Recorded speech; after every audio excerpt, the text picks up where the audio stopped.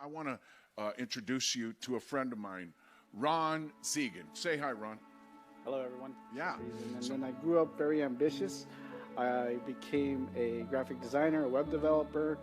I started my own business, and I was flourishing back in the day with the .com. But I became a workaholic, and that workaholic led me to be more about making the money and growing towards that, and that led me to the dark path. And then I was introduced towards addiction, and that took me to my rock bottom. What was the big?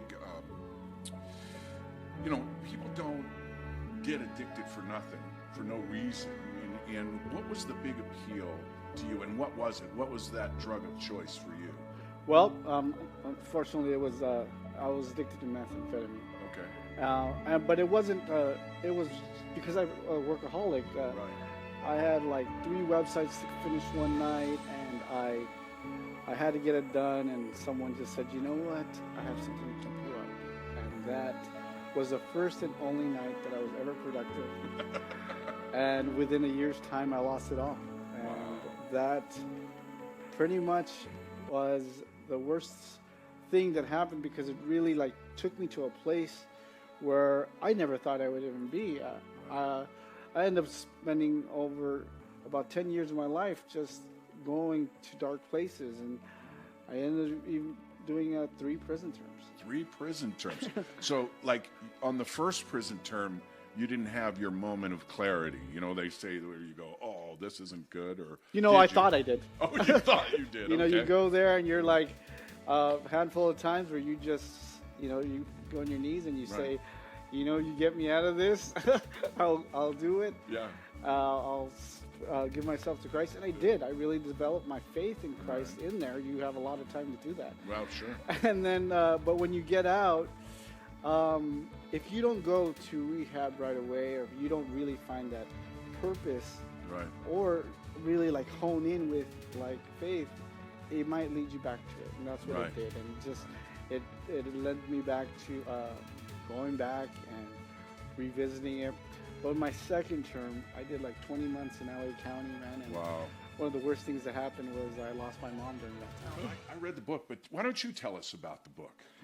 Well, I mean, it's chapter 1. It starts from rock bottom, and rock bottom is really the lowest of the lows. Everyone has it. Everything from addiction, broken marriage, a lost loved one.